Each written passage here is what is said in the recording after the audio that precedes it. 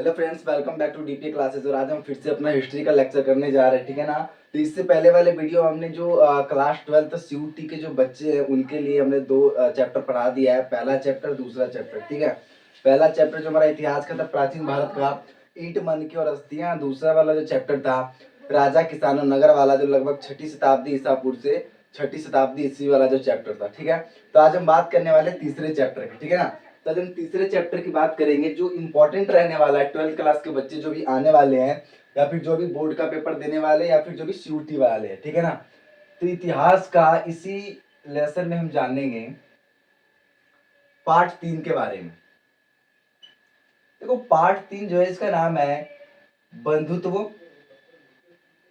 जाति तथा वर्ग, ठीक है ना। और ये भी 600 ईसा पूर्व से 600 एडी यानी कि ईस्वी तक है, ठीक है ना। तीसरा जो चैप्टर है ये बंधुत्व, जाति तथा वर्ग, लगभग 600 ईसा पूर्व से 600 ईस्वी के बीच में। देखो, पहले वाले हमने चैप्टर में क्या जाना था, पहले वाला चैप्टर का जो कालक्रम था वो भी यही था।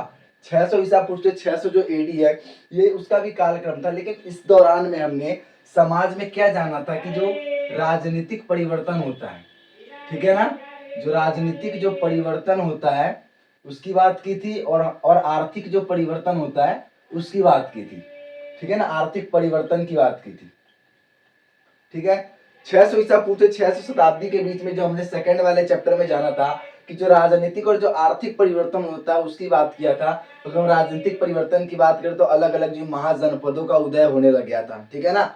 कि पूरे के पूरे जो महाद्वीप है उसमें हमारे 16 महाजनपद जो हमें देखने को मिलते हैं। इसमें हमारे जो मगध हो गया, वज्जी हो गया, मल हो गया, अंग हो गया, वंग हो गया, ठीक है ना। कौशल हो गया, कुरु हो गया, पांचाल हो गया, ठीक है, मत्स्य हो गया, सुरसेन हो गया, चेदी हो गया, मत्स्य, कंबोज, गांधार, ये सारे के सारे महाजनपद थे, ठीक है ना। आर्थिक परिवर्तन के रूप में हमने देखा कि लोहे का प्रयोग बढ़ने लग गया था 6ठी शताब्दी ईसा पूर्व में। उपज में वृद्धि होने लग गई थी, नहरें लगने चालू हो गए थे, नगरों का विकास होने लग गया था। ये सारे के सारी परिवर्तन क्या था, ये इस दौरान होने लगा था। ये तीसरे वाले चैप्टर में जो बंधुत्व, जाति है तो वर्ग है ना, इसमें हम सामाजिक परिवर्तन की बात करने वाले हैं कि जो ये किस तरीके से जो आर्थिक और सामाजिक परिवर्तन हुआ, इन सारे आर्थिक और सामाजिक परिवर्तन की वजह से समाज में सामाजिक परिवर्तन भी होने लगे धीरे धीरे, ठीक है ना। कृषि का विस्तार होने लगा, लोगों का कृषि ज्यादा बृहत रूप में फैलने लगा, ठीक है। लोगों के बीच में जो समानताएं हैं, समानता समानता बढ़ने लगा, बहुत ज्यादा खाई बढ़ गई, ठीक है ना। तो हम शुरू करते हैं इस चैप्टर के बारे में, ठीक है ना। तो ये तो हमारा एक ओवरव्यू था कि इस चैप्टर के बारे में हम क्या पढ़ने वाले हैं,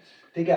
तो जो हमारा चैप्टर है बंधुत्व, जाति तथा वर्ग, बंधुत्व, जाति तथा वर्ग, तो इसकी बात करते हैं। सबसे पहले बात करते हैं इस चैप्टर की कि किस तरीके से जो हमारा राजनीति का जो आर्थिक परिवर्तन हुआ था, क्या राजनीतिक और प्लस जो आर्थिक जो परिवर्तन होने लगा था, आर्थिक परिवर्तन, ठीक है ना। कि जो राजनीति का जो आर्थिक परिवर्तन होने लगा था, इसकी वजह से अलग अलग हमें क्या देखने को मिले, समाज में परिवर्तन देखने को मिले। कि समाज में क्या होने लगा कि लोगों की जीवन शैली अलग होने लगी, बेहतर होने लगी। कोई किसी की शैली, किसी का जीवन बेहतर होने लगा, किसी का जीवन कठिन होने लगा। समाज में विषमताएं फैल गई, यानी कि लोग एक जैसे नहीं रहे। परिवर्तन का जो असर है सभी पर समान रूप से नहीं हुआ। किसी के लिए अच्छा परिवर्तन हुआ और किसी के लिए बेकार परिवर्तन हुआ, बुरा साबित हुआ, ठीक है ना। तो उसी बीच में जो इतिहासकार है इन सारे परिवर्तन को जानने की कोशिश करते हैं, ठीक है ना। इन परिवर्तनों को जानने का सबसे अच्छा जो तरीका वो साहित्यिक स्रोत है, साहित्यिक स्रोत। और इन साहित्यिक स्रोतों के अलावा साहित्यिक साहित्यिक स्रोत है, और साहित्यिक स्रोत के अलावा भी क्या है हमारे पास, साहित्यिक स्रोत है, ठीक है ना। और साहित्यिक स्रोत के अलावा भी क्या है ना, अभिलेख है, ग्रंथ है, ठीक है ना। ग्रंथ है, अभिलेख है, ठीक है। ये सारे के सारे क्या पुरातात्विक स्रोत है, सिक्के भी कह सकते हैं। हमें अलग अलग, अभी इस चैप्टर में हम देखेंगे आगे जो खुदाई हुआ है, जो पुरावशेष है, ठीक है। बीबी लाल ने खुदाई की थी अलग अलग जगह पे, हस्तिनापुर वगैरह में। तो सिक्के, अभिलेख, ग्रंथ, इन सब के माध्यम से जो पुरावशेष है, इनके माध्यम से भी हम जान सकते हैं किस तरीके से समाज में परिवर्तन होना चालू हो गया था, ठीक है। तो मेनली इसमें जो अभिलेख है ना, देखो अभिलेख क्या है ना, अभिलेख जो है वो सारा का सारी जो सच्चाई है अच्छे से नहीं बताता है।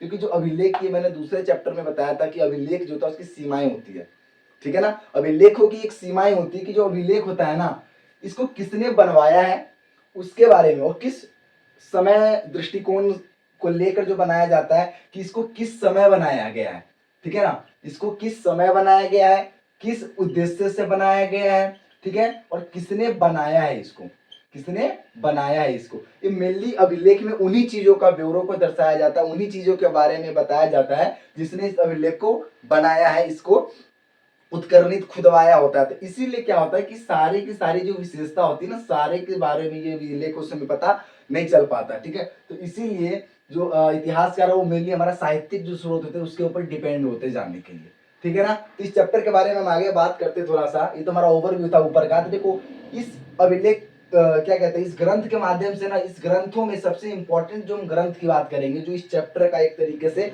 आधार है, इस पूरा का पूरा जो चैप्टर है जो डिपेंड है, वो भारत के उपमहाद्वीप का एक बहुत ही बड़ा ग्रंथ है, विशाल महाकाव्य, दुनिया का सबसे बड़ा महाकाव्य के नाम जाना जाता है, उसका नाम है महाभारत, ठीक है ना। मैं एक मिनट इसको दोबारा से लिख देता हूँ बढ़िया से, ठीक है, शुरू से इसको, क्योंकि ये नया टॉपिक ही है महाभारत, ठीक है। तो हमने जाना कि जो इतिहासकार अलग अलग ग्रंथों और अभिलेखों के माध्यम से जानने का प्रयास करते हैं सामाजिक परिवर्तन को, तो उसी ग्रंथों में एक हमारा क्या है, महाभारत, ठीक है ना। महाभारत क्या है, महाभारत। देखो महाभारत की रचना के रचयिता कौन है, महाभारत के जो रचयिता वो है वेद व्यास। कौन है, वेद व्यास, ठीक है।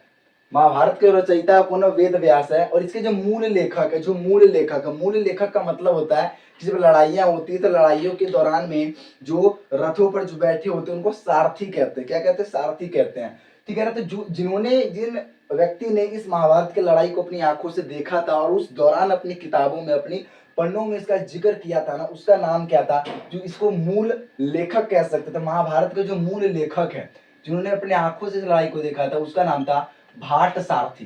कौन था, भाट सारथी, ऐसा मेंशन है किताब में, ठीक है। तो मैं बता रहा हूँ आपको, जो महाभारत का जो मूल लेखक है वो भाट सारथी को माना जाता है। इसके रचयिता कौन है, वेद व्यास है। और वर्तमान में इसमें 1,00,000 श्लोक, 1,00,000 श्लोकों से अधिक है।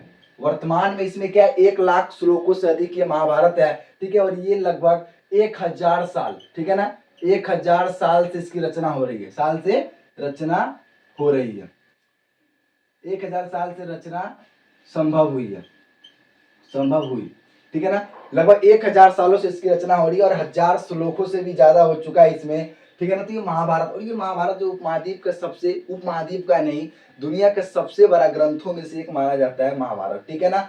महाभारत में कुछ नहीं है, बेसिकली दो परिवारों के बीच की कथा है, दो परिवारों के बीच में जमीन सत्ता भूमि को लेकर एक युद्ध का चित्रण को दर्शाता है, ठीक है ना। तो देखो शुरू में नहीं, महाभारत के माध्यम से हम जानेंगे कि उस समय का जो समाज था, लगभग 600 ईसा पूर्व से लेकर 600 एडी के बीच का जो समाज है, 600 ईसा पूर्व से लेकर 600 एडी के बीच का जो समाज है, उसको किस तरीके से, उसके महाभारत के माध्यम से इस समाज को जानने का प्रयास करेंगे, ठीक है ना। इस समाज में किस तरीके के कैसे कैसे जाति थे, वर्ग थे, ठीक है ना। इस महाभारत के अंदर में जो अलग अलग जो सामाजिक जो श्रेणियां हैं, अलग अलग जो परिस्थितियां हैं, उसका लेखा जोखा का भी वर्णन किया गया, उसके बारे में जानने का प्रयास करेंगे, ठीक है ना। तो सबसे पहले बात होती है कि जो महाभारत है ना, इसको संस्कृत भाषा में लिखा गया, ठीक है ना, संस्कृत भाषा में लिखा गया।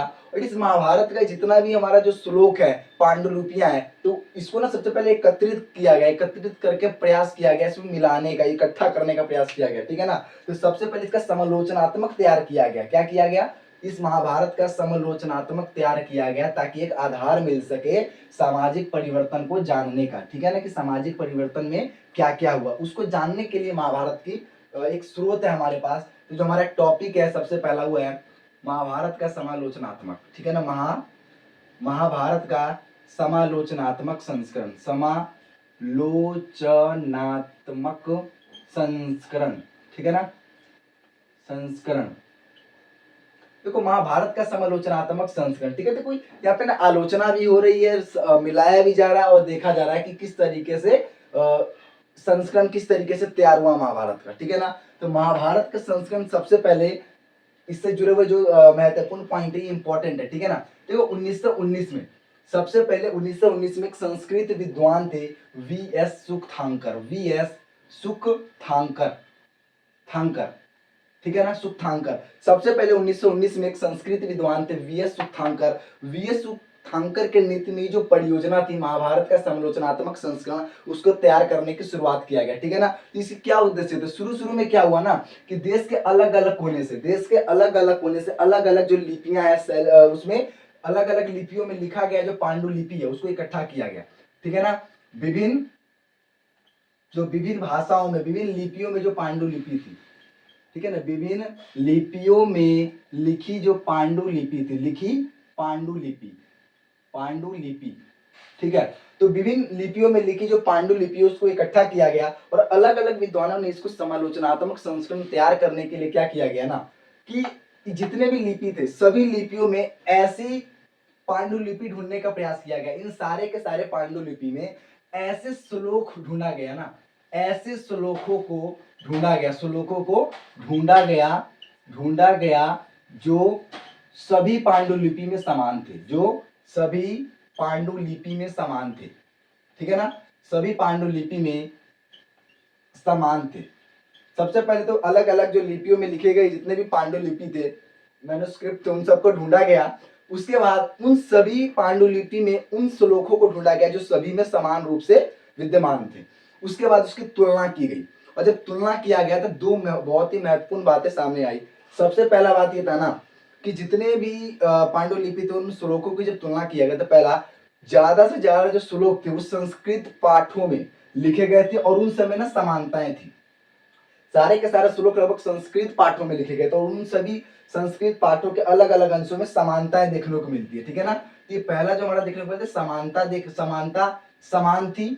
और दूसरा क्या है ना कि कई शताब्दियों से क्षेत्रीय प्रभेद, बताता हूँ एक सेकंड, क्षेत्रीय भेद कह सकते हैं या प्रभेद कह सकते हैं, दोनों एक ही है, भिन्नताएं होना लगना कि कई शताब्दियों से महाभारत के दौरान जो युद्ध हुए ना तो उस दौरान जो अलग अलग जो क्षेत्रीय जो विभिन्नताएं देखने को मिलते हैं कि जो क्षेत्रीय जो विभिन्नता है, प्रभेद है, भेद है, उनका जिक्र मिलता है। तो पहला ही कि कई पाठों में समानता था, दूसरा क्या था, कई शताब्दी के दौरान हमारा क्षेत्रीय प्रभेद देखने को मिलता है कि अलग अलग क्षेत्र में जो विभेद है, अलग अलग भिन्नता है वो देखने को हमें मिलता है, ठीक है ना। और ये महाभारत का समालोचनात्मक संस्करण तैयार करने में टोटल 47 वर्ष का समय लगा। कितना? 47 वर्ष का समय लगा और इसको 13,000 पृष्ठों में 13,000 पृष्ठों में इसको अनुवादित किया गया। इसके ऊपर इसको अनुवादित किया गया 13,000 पृष्ठों पे और इस 13,000 पृष्ठों में से आधे से ज्यादा वाले पृष्ठों में क्षेत्रीय प्रभेद, ठीक है ना, आधे से ज्यादा में क्षेत्रीय प्रभेद का ब्यौरा दिया जाता है। 13,000 पृष्ठों में आधे से ज्यादा जो पृष्ठ है उसमें क्षेत्रीय प्रभेद के बारे में, यानी कि जो दूसरा वाला जो पॉइंट है जो देखने को मिलता है पांडुलिपि के श्लोकों की तुलना करने में, वो देखने को मिलता है। और ये सारा का सारा जो हमारा अभिलेख है ना श्लोक, ये पहले किस भाषा में लिखा गया? संस्कृत भाषा में।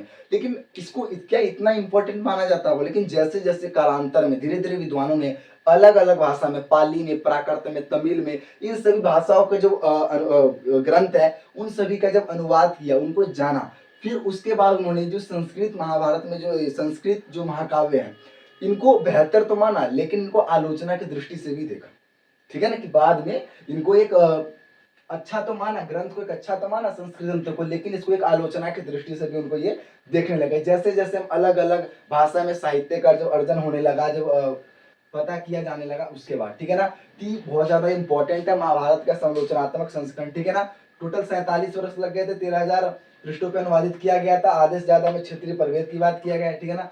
तो इस तरीके से महाभारत को जाना गया, ठीक है ना। और इसी के माध्यम से समाज में जितनी भी हमारी विभिन्नताएं थी या समाज में क्या परिवर्तन आया, लगभग 600 ईसा पूर्व से 600 ईस्वी के बीच में, उसको जानने का सबसे बड़ा स्रोत हमारा महाभारत है, ठीक है ना। इसके आगे वाले वीडियो में हम जानेंगे कि समाज में किस तरीके से अलग अलग जो ब्राह्मण जो वर्ग थे उन्होंने किस तरीके से नियम कानून बनाए थे, आचार संहिता बनाए थे और उसी के माध्यम से समाज को फॉलो किया जाता था। समाज में किस तरीके से विभिन्नताएं आ गई थी इस दौरान, ठीक है ना। तो आगे वाले चैप्टर में हम इससे आगे जानेंगे जो अलग अलग जो नियम थे विवाह के, सामाजिक नियम थे, ठीक है ना। तब तक के लिए फॉलो कर ले डीपीए क्लासेस को, ठीक है ना।